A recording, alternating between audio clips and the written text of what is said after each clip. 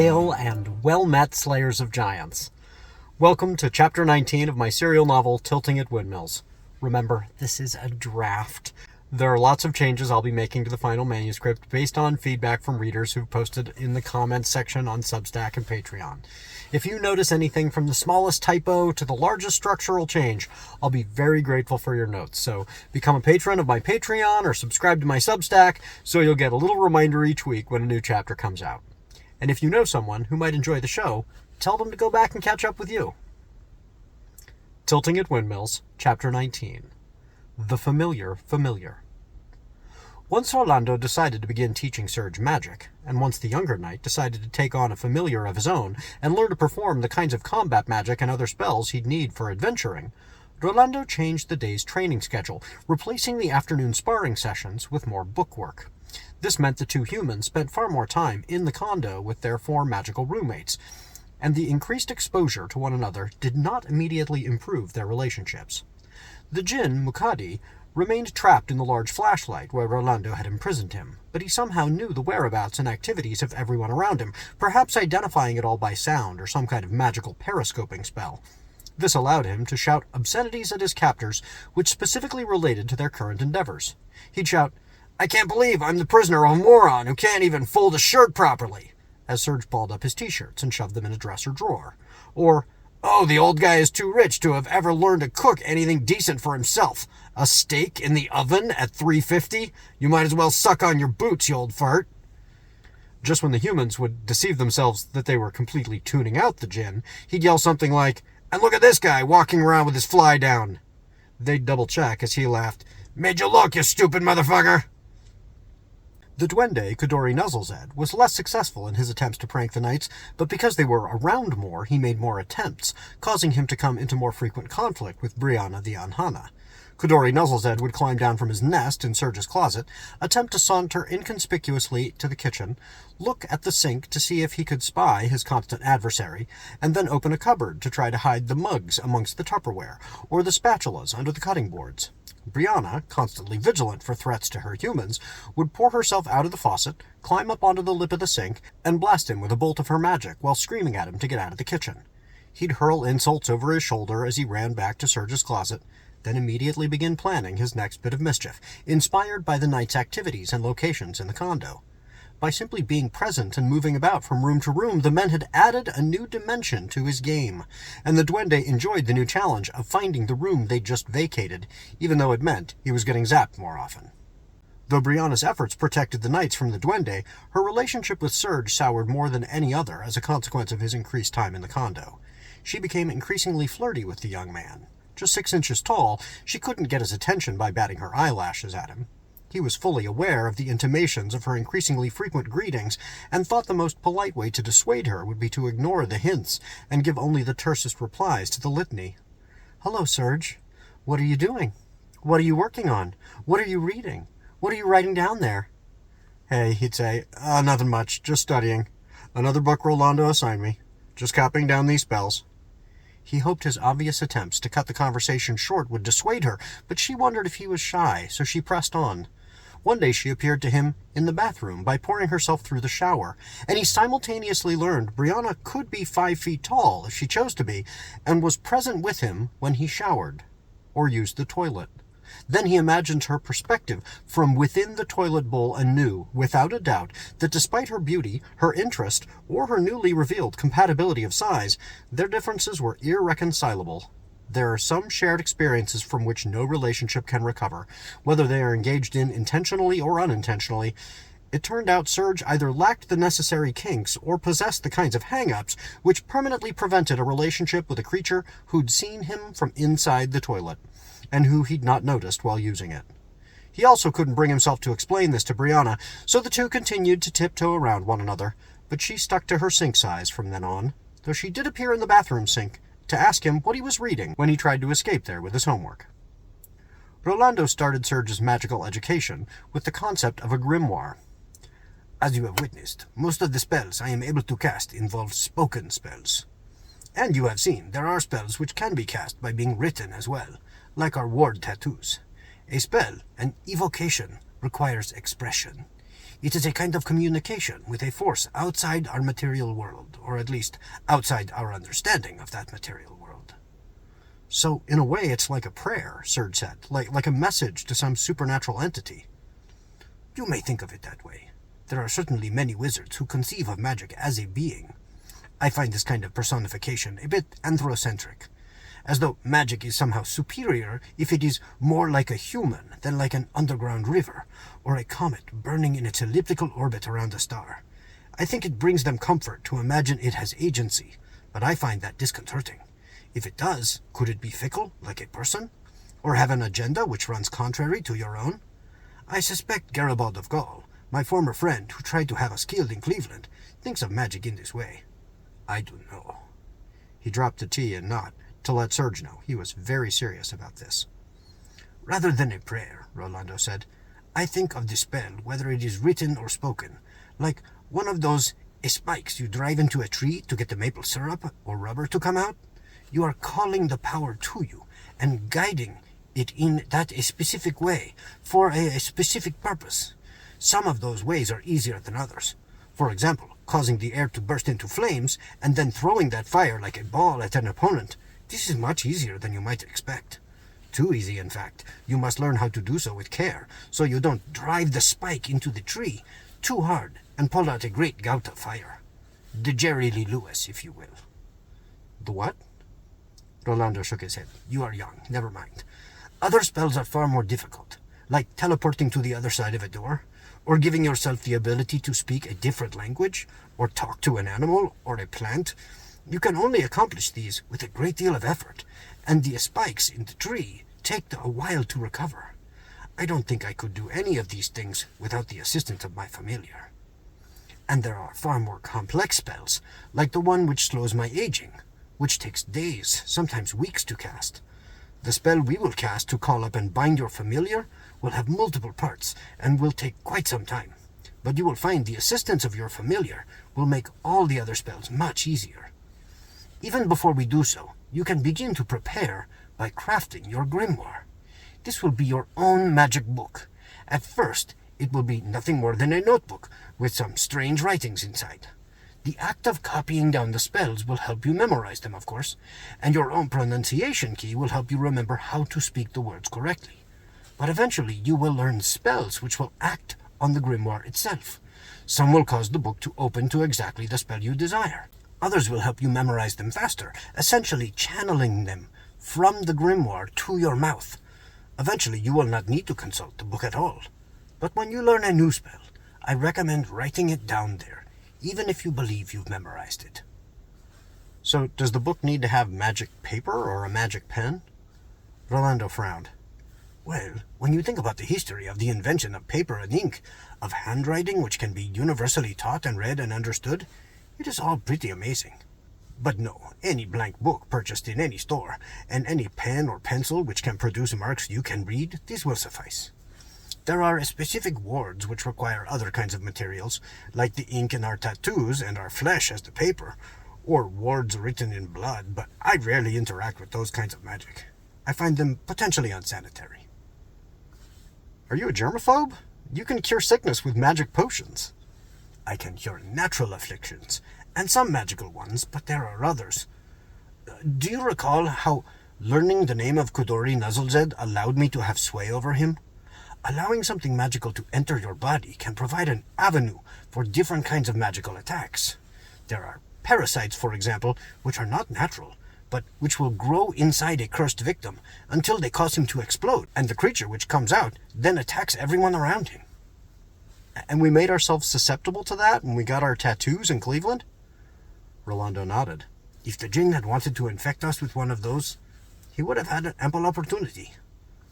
Serge put a hand on his rumbling stomach. He thought he'd needed a snack. Now he imagined a creature growing inside him, preparing to explode. Are you sure he didn't? Poe would have warned us.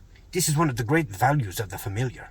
Because they are made of magic, they are more sensitive to it when it is used against us, or when we simply wander by it and do not notice it. It may take your familiar a while to know what it is you cannot identify, because the magic will be quite evident to it. But once the familiar learns about you and your limitations, it will know what to point out to you. You always call Poe it, but you know he's a person. No, I know it is a raven. He was a person. Now it is a raven. I make this distinction quite intentionally to remind myself it is not the same creature it once was.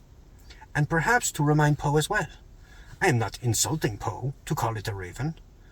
It knows I do not think less of ravens than humans, or more.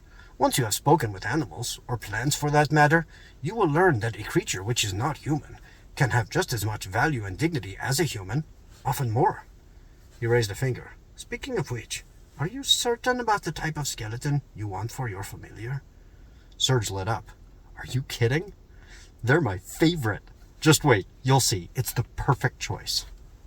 Rolando inclined his head and frowned. But, all right, it is your choice, my friend. So Serge went to work, hand-copying the spells from Rolando's grimoire into his own. Rolando's grimoire was a simple black moleskin notebook, similar to the small ones he used to take notes on his various theories as he researched each quest, but larger, the size of a paperback book.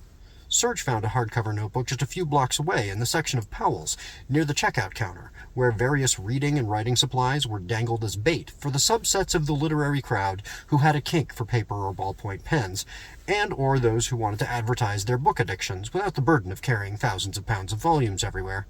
Serge found various similar hardcover blank notebooks, some of which made references to being places to write down spells, one of which even bore the title, My Grimoire of Spells, Incantations, Hexes, Curses, Divinations, and Other Witchcraft. He thought of a visual gag from the movie Once Upon a Time in Mexico, where the rogue CIA agent wears a shirt that clearly says CIA in large letters, then Cleavage Inspection Agency beneath them. He decided if people were going to mistake him for a cosplaying knight-errant and warrior mage, he might as well lean into the costume. The spells in Rolando's book were written in a host of languages, many of which used symbols completely unrelated to the English alphabet.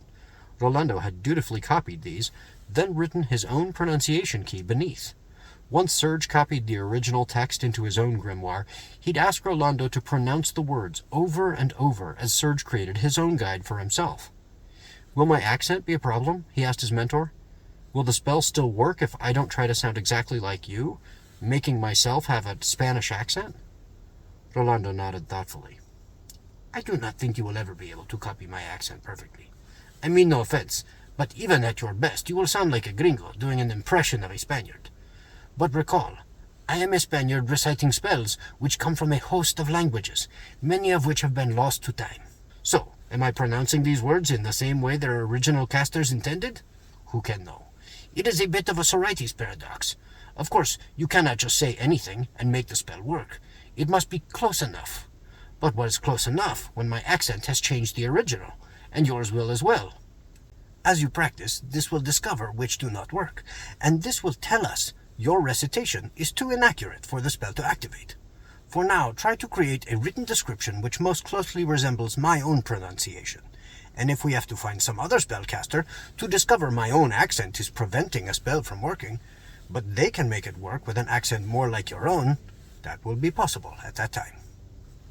So, if I say a syllable incorrectly, the spell just won't work at all? Serge asked. It's not like it'll do something different, like blow up or turn me into a giant squid or something?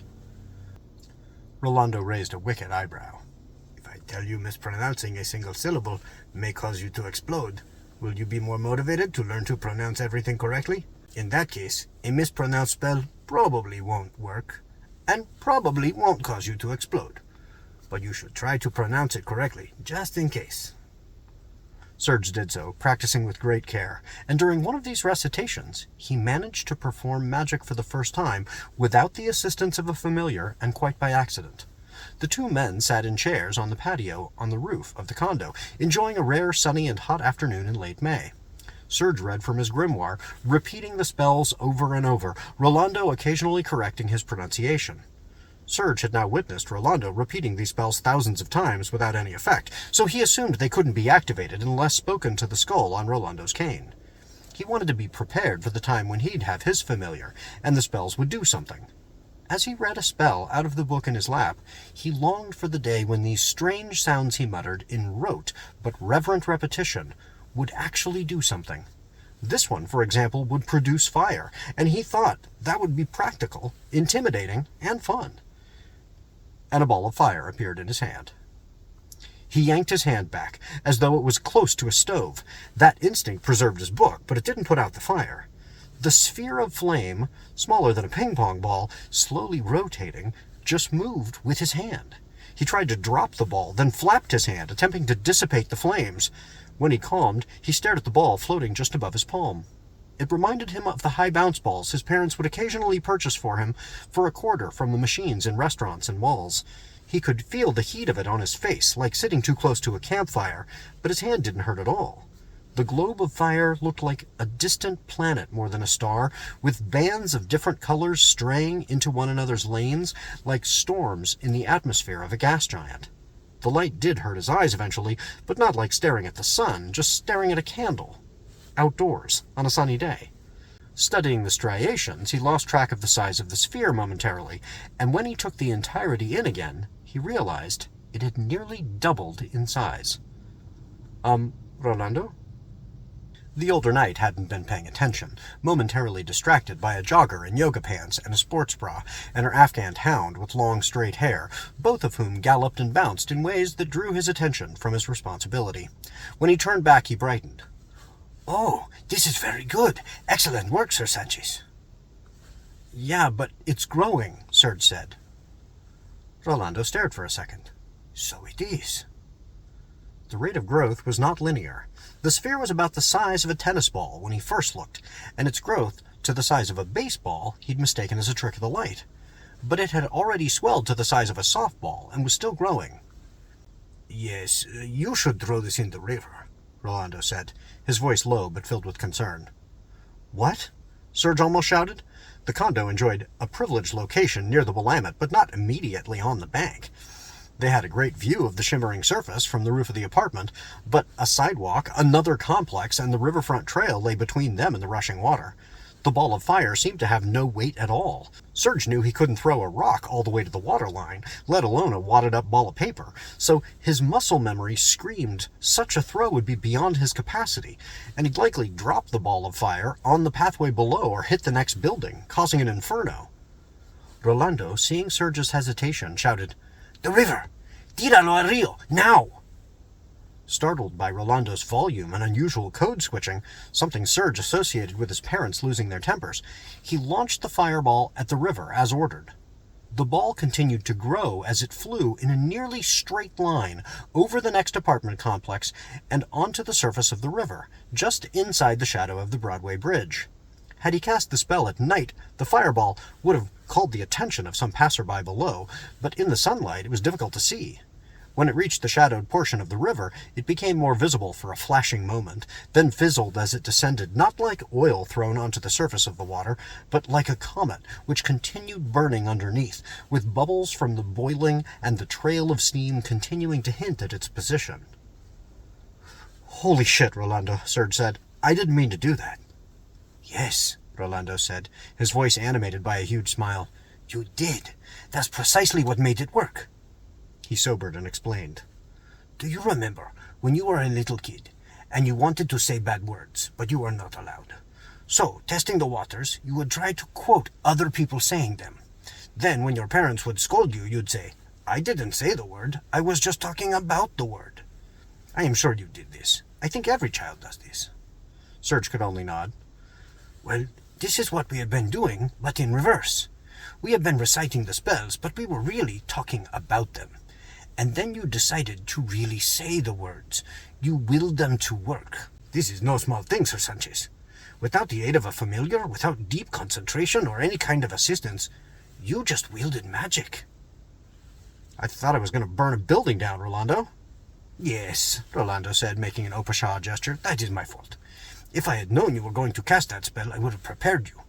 You would have known that you will be able to control the size of the sphere. You would have known you are really directing it with your mind more than your arm.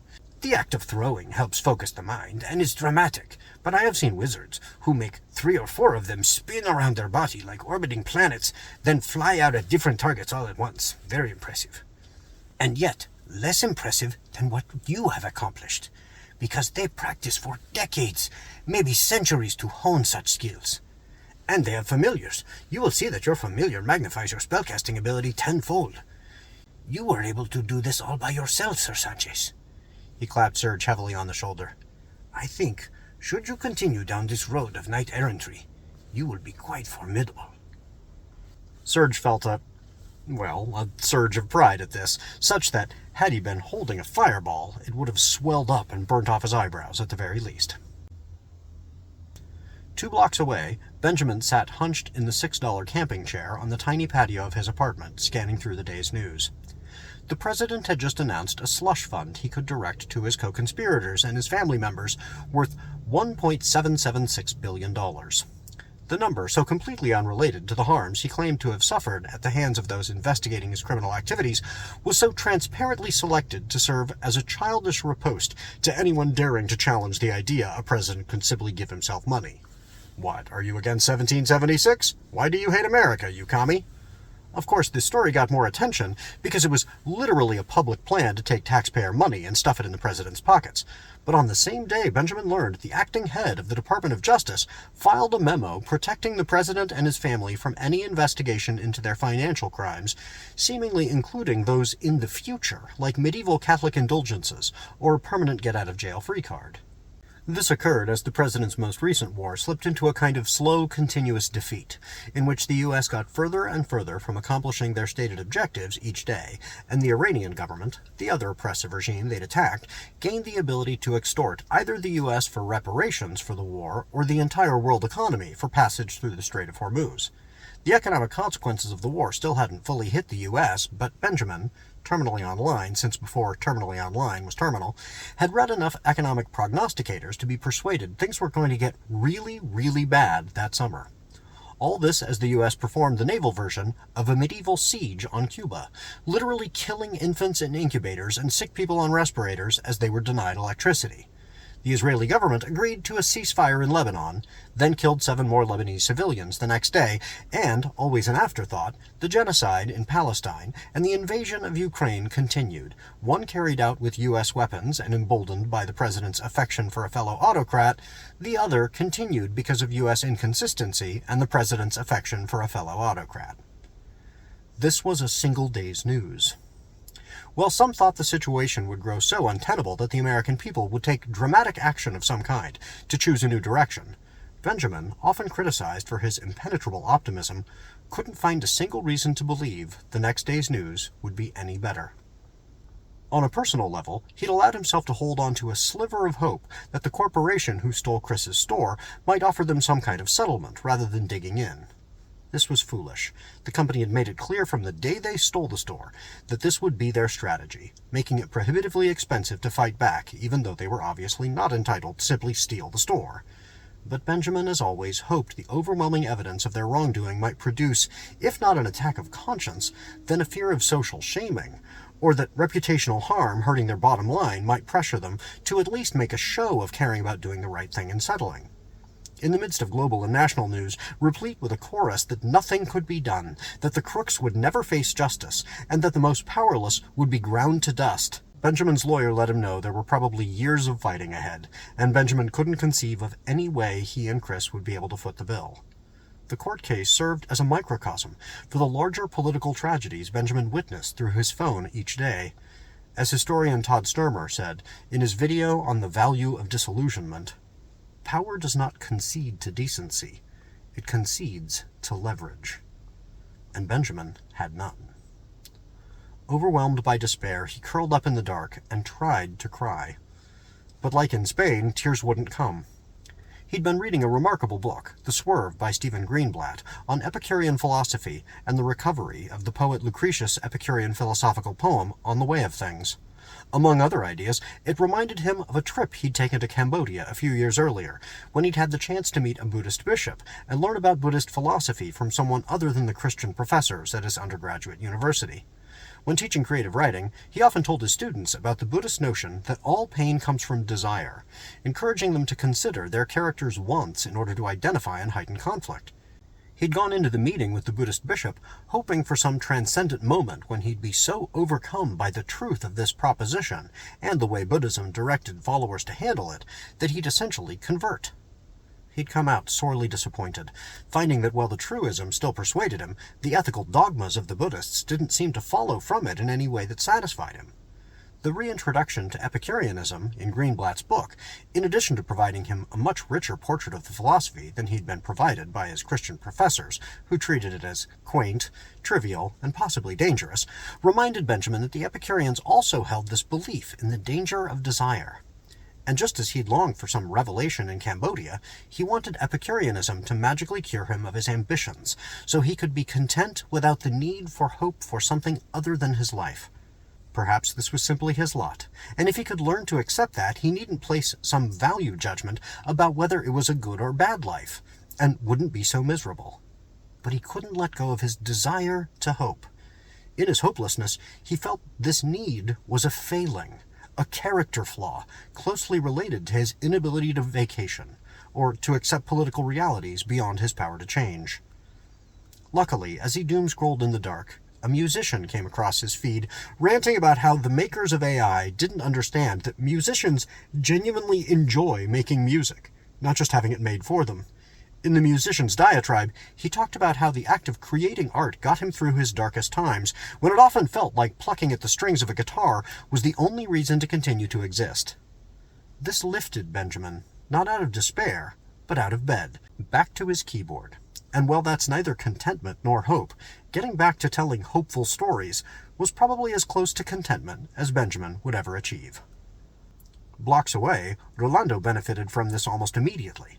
He interrupted Serge, who was copying a particularly challenging script into his grimoire. I have acquired all the necessary ingredients for the ceremony, and I found a graveyard which should serve our needs nicely. Serge lit up. You got the... How? It was no easy task, but I could tell it was important to you, so... Serge beamed. Thank you, Rolando. That means a lot, really. I am still not sure it's the best idea, but we will find out together, yes? That night, after spending the evening reviewing and rehearsing the series of spells they'd need to cast, the two of them climbed into Serge's Toyota, crossed the Willamette River on the Ross Island Bridge, and 10 minutes later they parked by the Multnomah Park Cemetery. It was one of the smaller cemeteries Serge had ever seen, just 9 acres wedged in between a used car lot and some major streets, across from an appliance store and a gas station. Since the cemetery's entrances were locked for the night, Serge parked in the driveway of the used car lot. As he stepped out of his car, he noticed a magical glow coming from just inside the lot itself. He stepped toward the low fence, cordoning off the cars, and pointed. "What's that?" Rolando crossed in front of Serge's car and joined him at the fence. "Oh, that is a magical creature we have not come across before. It's called a Don't Want To Know." The creature, perhaps sensing the men's attention, crawled up onto the hood of a rusted 1991 Chevy Silverado, which had once been bright red, but now looked mostly brown under the bright fluorescent bulbs which illuminated the lot all night so that the security cameras could watch for human intruders. Serge didn't find the Don't Want To Know frightening because it was only 5 inches long, but it was disgusting.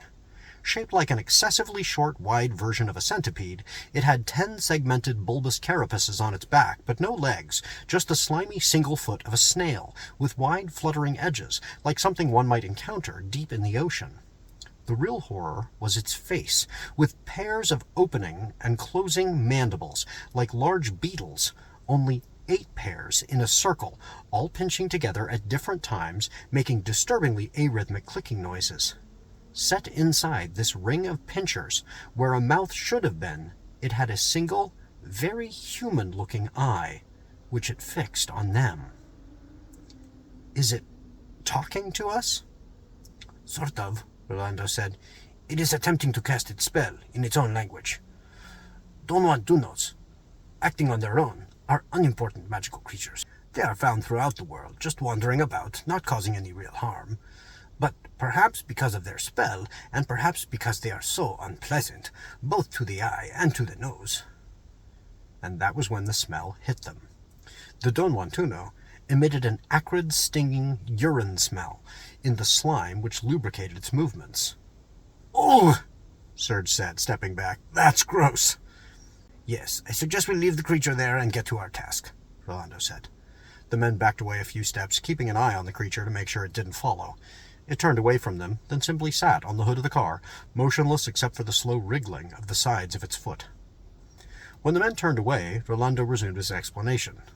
The Don Juantunos are not generally organized, but sometimes they can be captured and employed by wizards to serve as a kind of force field against anyone trying to identify the use of magic.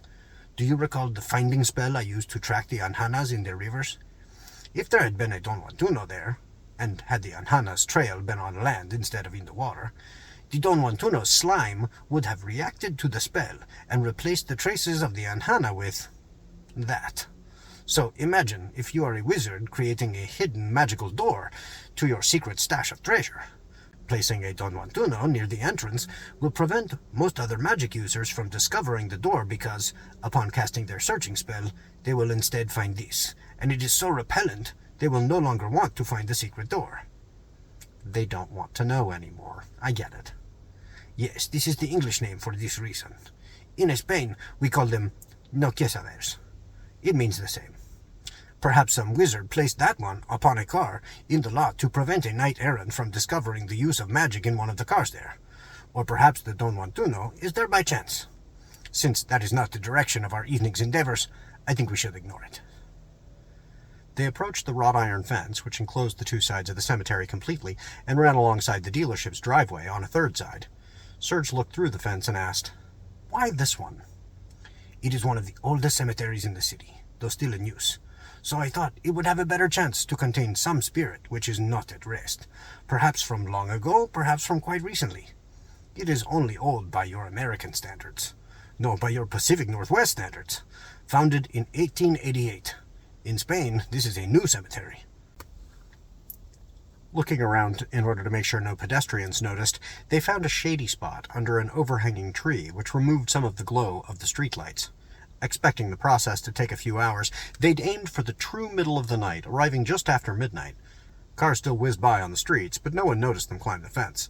Inside, Rolando used a spell to illuminate the head of his cane with a magical glow that wouldn't call the attention of passers-by, who would have seen a flashlight, but chose not to see magic. The cemetery was bisected in both directions by a cross of two gravel roads. The four identically sized quadrants did not contain the same number of gravestones, and those varied from simple plaques set in the ground to elaborate marble tombstones with laser-etched renderings of photographs of the deceased.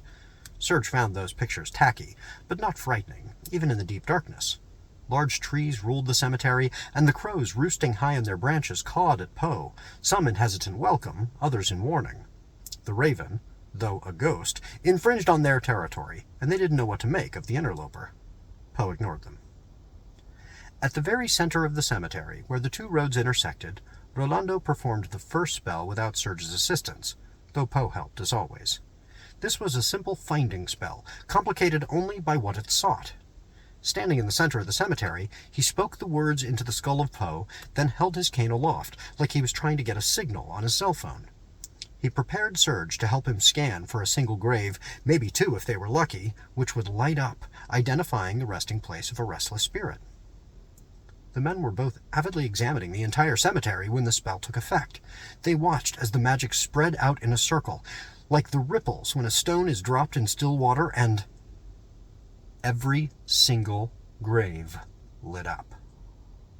"Jodeme," Rolando swore. He looked at Poe standing on his shoulder. "Did I pronounce the words incorrectly?" The raven shook his head back and forth, its beak hanging open in wonder. Rolando's voice was barely a breath. "This is no possible." The tea entirely absent. "What do we do?" Serge asked. Rolando shook his head in a tight quiver, waking himself to the moment. "I suppose we look about and you get to choose. This is all very strange." Rolando shrugged, then walked into the nearest row, reading the gravestones. "I have no idea how to choose." "Just make the best judgment based on the little information you have about who you would enjoy spending the most time with. Any one of the spirits will work. They have no choice. But if you want to give them a choice, try to decide who might be willing to do the job." This all seemed overly vague to Serge, and, as Rolando had pointed out, he didn't have enough information to make a good choice. He found he was dismissing the options based on prejudices that might have been completely unfair to the grave's resident. For example, one of the first he dismissed was for a Reverend Arthur D. Matthews, 1843 to 1928. The tombstone had a symbol letting everyone know the man had been involved with some kind of Masonic organization, and between that and his official title, Serge worried the Reverend would moralize or have allegiances to some nefarious Mason shit. He knew it was perhaps equally likely the man would be kind and funny. He had, after all, worked a job requiring a lot of socializing, and maybe the Mason thing had just been a social club with silly rituals the pastor engaged in as a joke. Serge was in no position to look down on anyone engaged in strange ceremonies. But he passed by Arthur and continued examining gravestones in the same dismissive way. The Pearsons had a dual plot where Irma, 1879 to 1948, and Irvin, 1879 to 1942, lay next to one another. Serge didn't want to separate them. The same with the wheelwrights, Orrin, 1857 to 1936, and Lucretia, 1864 to 1943. For all Serge knew, the couples could have detested one another by the end and would be grateful to be free of one another's company. But he didn't want to risk it. Vera Alexeyevich Kobliskayalin, 1913 to 2022, had one of those laser-etched illustrations on her smooth, relatively new tombstone, and she looked like a nice old lady in a headscarf. But all the text on her tomb was in some Cyrillic language Serge couldn't read, and he worried it might have said, "A harpy, detested by her neighbors, we only bothered to mark her grave so we'll know to stay at a safe distance." More practically, he suspected he wouldn't be able to speak with her the way Rolando spoke with Poe, and that communication had a lot of utility. He kept Judith Hawkins, 1866 to 1909, in mind as a possibility because her tombstone was decorated with the carving of a blank book. It could have represented her religious devotion, but the tombstone didn't have any other religious symbols, so Serge thought it at least possible this represented a love of learning. Perhaps she'd been a teacher or librarian. That kind of person might enter into the world of magic with an eager wonder, and that would be a good starting place for their relationship. The Khans each had markers which stated, "Born in East India," and Serge wondered if he'd be running up against some hyper-nationalism he didn't understand. One of them died at 50 years of age, the other at 32. Serge felt like he might be giving a gift of some extra experience to someone who died so young, but he didn't want to separate the spouses. James Higley Worthy, in addition to having a last name that conveniently supplied his credentials, had only lived 9 years, 3 months, and 28 days, as was clearly articulated on his tombstone, one of the kind Serge had to brush off because it was half buried and covered in dried grass clippings. But James was buried next to another James H. Worthy, 1870 to 1932, presumably his father, and Serge couldn't bear to separate the father who had himself buried next to his son who died 20 years before he did. Serge almost settled on Bertie B. Brumfeld, 1891 to 1923, just because she had a great name that made her sound like she'd be fun. She'd passed when she was only 32, wasn't buried next to a spouse or parent or child, and might have been a flapper if the date of her death was a clue. Serge imagined her stumbling out of a speakeasy and being tragically hit by a Studebaker while chewing gum and making a witty joke over her shoulder. But just as he was about to call Rolando, Poe absolutely lost its shit. The raven screeched and hopped on a glowing grave, pecked at the tombstone like it was trying to dislodge it from the earth, and then flew to Rolando in a single desperate beat of its wings. Even once it landed on Rolando's shoulder, the big, glowing, black mass of semi-translucent feathers and visible bones, sans skull, leapt up and down as though it could manifest enough weight to drive its master into the ground, and it screamed in Rolando's ear, scratchy versions of words in Catalan which Serge couldn't understand. "Can it be?" Rolando said, looking to Serge and waving him to literally run to the place Poe was screaming about. The men sprinted to the location. Rolando held his cane near the tombstone, and Serge brushed the grass off with 2 hasty swipes. Large, blocky letters said, "Koman Sawanarat," and a tighter script said, 1902 to 1989. The third line read, "A free spirit, beloved by all." Rolando looked at Poe and breathed, "Can it really be?" Serge thought of all the times he'd wished he could smack the bird as it laughed at him during sparring while perched on Rolando's shoulder. This, he felt, was the greatest opportunity not to harm Poe, but to do him such a solid the bird would choke on every laugh at Serge's expense. "Well, of course I choose her," he said. I mean, Worthy sounded worthy, and Birdie sounded cool, but Coman here is a free spirit. She's literally advertised as available. We have to pick her, right, Poe? The raven hopped off Rolando's shoulder, landed on the grave, tilted its head, and began rubbing the skull-less feathered dome against the tombstone. Rolando raised his hands in an offertory gesture, then bounced them once, signifying a decision. Then we will do this. But we will ask her for permission, and promise to free her if she is not amenable, yes? There were many years between your death and her own, my friend Poe. She may be quite a different person. Prepare yourself for this, yes? Poe straightened and gave a terse nod. All right, Rolando said to Serge. This is the portion you must lead. You know the 2 spells, yes? I will cast a 3rd spell, which can only assist you, augmenting your power. And, of course, Poe will assist me in my portion. He looked at the raven. So, in a way, you are going to make this all possible, my friend. You are the fuel, I am the conduit, and Serge is the steering mechanism. Or perhaps you are the outlet in the wall. I am the cord, and Serge is the computer. We get it, Serge said, kneeling down at the foot of the grave, just beyond the glowing rectangle leading up to the tombstone. Of course, Rolando said, joining him. Poe took the space between the men and continued to hop excitedly. Rolando pulled a bag, too large to have fit into a conventional coat's inner pocket, out of his magical coat of holding. Then he gently dumped the contents out in a pile just inside the rectangle of glowing earth.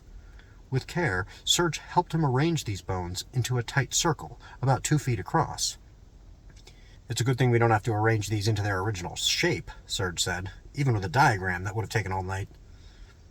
When the circle was complete, Rolando handed Serge the skull, which he'd set aside as the other bones were arranged.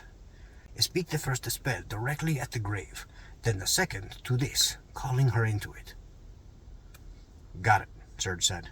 He opened his grimoire to a page marked with a 3M plastic bookmark. Can you give me a little more light? It's tough to... Both men were startled when the skull of Rolando's cane suddenly burned as brightly as white phosphorus. Serge looked down at Poe. Thanks. Then before he began to read, he mumbled, Really feeling the pressure now. Just focus on the words and your intention to make them work. Poe and I will provide you all the power you require. Serge read the pronunciation key as he'd written it, reciting the spell multiple times just to make sure no single wayward syllable betrayed the whole enterprise. He could hear Rolando whispering into the head of his cane, though the older knight's voice was so soft it was almost a series of hums and hisses. More distracting, he caught the change in the ground over the top of his book. The rectangle of light shrank in towards its center, and from that spot a glowing green cloud began to form just inches above the grass. Now, Rolando whispered, speak the other spell to the skull. Finding the correct page easily, thanks to another of the sticker bookmarks, Serge held the skull in front of his own face. He couldn't help but think of Hamlet and Yorick, but he retained his seriousness, not even allowing himself the slightest curl of a smile. He recited the new spell, this one in a completely different dead language, to the skull, his eyes flickering from the grimoire's page to the holes in the thing's eyes, like someone reminding himself to make obligatory awkward eye contact over the top of a menu on a first date. Though Serge didn't see them, the bones in the circle began to quiver, then vibrate faster and faster until they were blurs. Then they launched themselves together into their form, without the skull, of course. The green light that identified all the spirits in the cemetery, and which composed the exterior of Poe's form, changed color as it swirled around these new bones, mostly turning into a shade somewhere between orange and red, though with rings that were still the glowing green on its tail, around its eyes, on its muzzle, and in its ears. And then the red panda stood up on its hind legs, threw both hands up in the air like a basketball player whose coach has just reminded her to block shots and passes, and it said, "Ugh!" A common Thai expression of surprise, which, ironically, means, I'm speechless, and which sounds like a member of an American boy band adding sound effects to his pelvic thrusts. Then it followed the exclamation of speechlessness with a machine gun-paced monologue in perfect American accented English with hints of Australian diction. What in the bloody Christ is going on here? I'm a goddamn raccoon or something? I mean, fuck me dead, I've been tossing and turning in a bloody box for 37 goddamn years and I'm reincarnated as a possum? Red panda? Serge tried. What? Coman screamed. Gorman, Rolando said. It's me, Rolando de Santa Maria del Pia, Barcelona. Do you remember me? The red panda lowered its hands, but remained standing on its hind legs, one hand now on its hip. Rolando, what are you doing here? Do you remember my familiar, Paula? The black cat who liked to bite men's butts? Yes, that was her. She was my magical familiar, yes? You know of this? Of course, my dear Poe explained it all to me. Well, Paula was once a human woman, just as you were once a human woman. And she died. He paused for this to sink in. Just as you died. Its arms shot up in the air again. They were just long enough that its claws were the same height as its ears. You brought me back as a red raccoon? Panda, Serge mumbled. Rolando motioned to his former squire. This is Sir Sanchez of the town of Eels, guardian of justice and protector of mermaidens. He has called you up to serve as his familiar, but only if you are willing to serve. We will not keep you here against your will.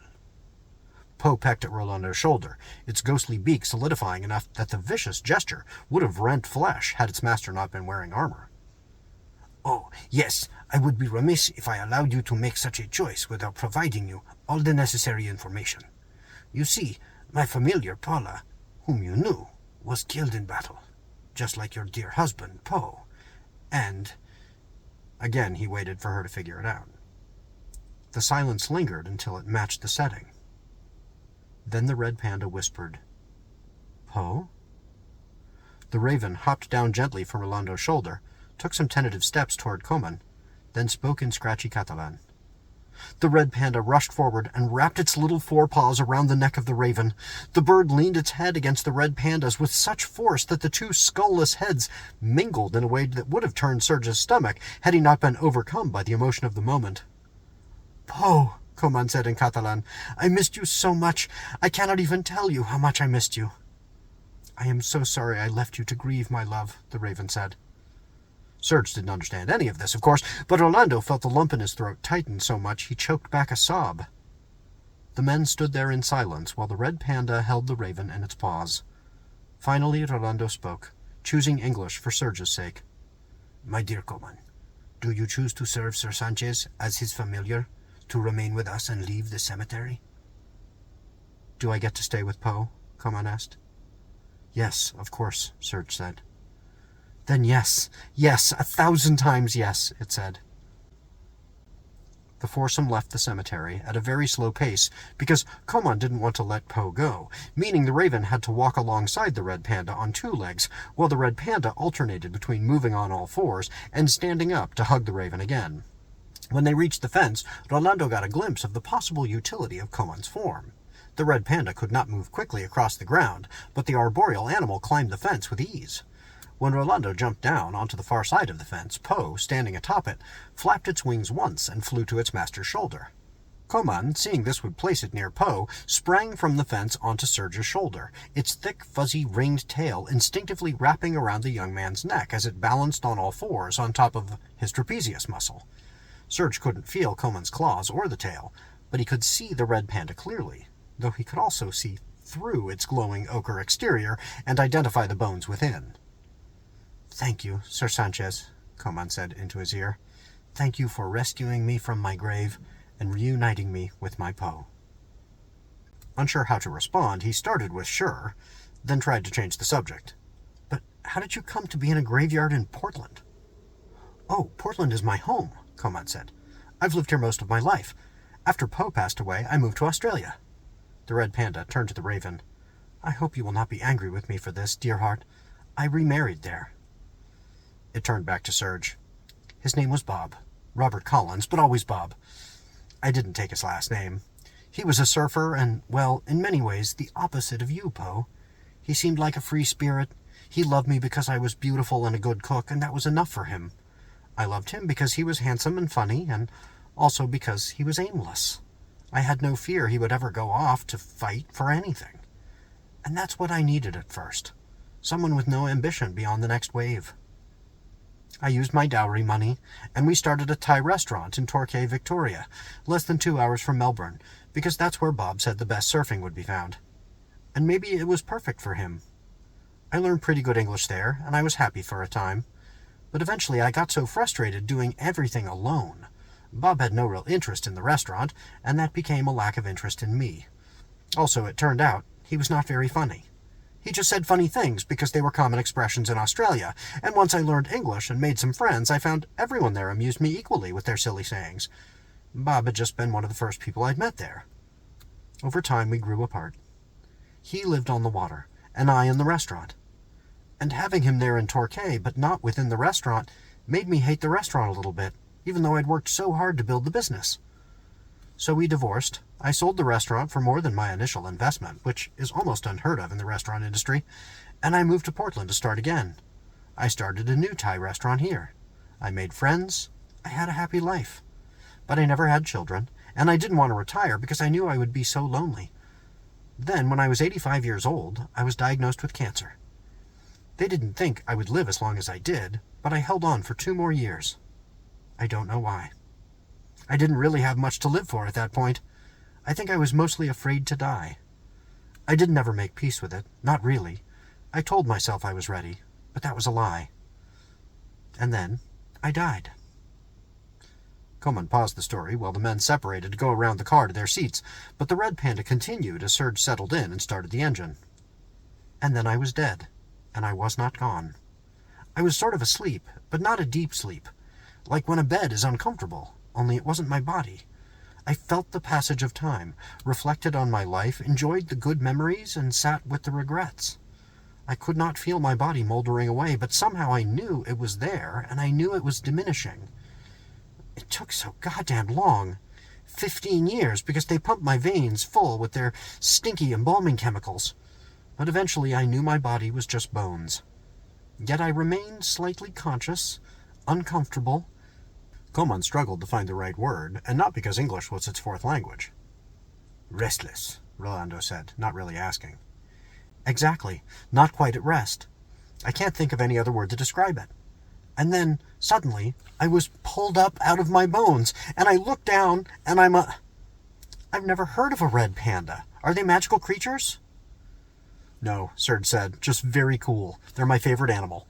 When they feel threatened, they stand up on their hind legs and hold their hands up in the air to make themselves seem bigger, and it's adorable. But also, I don't know, when Rolando asked me what kind of animal I wanted for a familiar, I guess I wanted something with that instinct. You know, to cast magic in a kind of I'm threatened so I get bigger way. Only instead of getting bigger, getting a boost of power. I don't know if it'll work. The red panda shook its head. I don't know anything about making magic. You want an order of Todd Munn with just the right spices, so good you'll write a postcard to a friend about it? Koman Sawanarat is your best choice. But magic? I know nothing about this.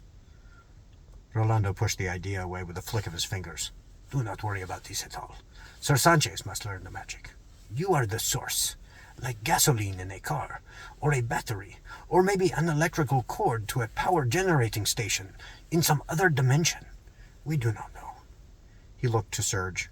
Perhaps like one of your windmills. Turbines, Serge said. And those are after her time, but we get the idea. Yes, Sir Sanchez is correct. So you do not have to learn to do magic. Only you must assist him when he performs magic. I guess I can try, the red panda said. Excellent. But we have a more pressing question. When you were no longer alive, could you sense any source which caused you to remain restless? Like something poking into your back while you try to sleep, but in your mind instead of your body. The red panda cocked its head to the side like a confused dog. Yes? And no? Maybe? I know I felt this poking you described, this irritation, but in my mind. But I have no sense of a source. Rolando nodded, frowning, and his head kept bobbing, almost all the way to the entrance to the freeway. Finally, Serge said, What? What are you thinking? We will have to inspect many other graveyards to be sure. But this? He hooked a thumb toward the cemetery behind them. All the graves? So many restless souls? Perhaps it is not related, but... The curse? It is not normal. Not natural. I have never seen anything like that anywhere. He looked at Serge. Do you know, the United States is one of the only countries in the world which does not offer paid vacation to all employees. There are between 193 and 197 countries, depending on how one counts, and all but 4 guarantee paid vacation. The rest of us, we laugh at you a bit about this, I admit. We pity you. We say, we work to live and you live to work. But really, you must work in order to stay alive. Only now I wonder, because if all your graveyards are like this one, it means you cannot rest even after you die here. The old knight sat back in his chair and stared at the inky sky through the top corner of the windshield. I wonder if the other 3 nations which do not have paid vacation, Micronesia, Palau, and Nauru, all have graveyards which look like this as well. I doubt it.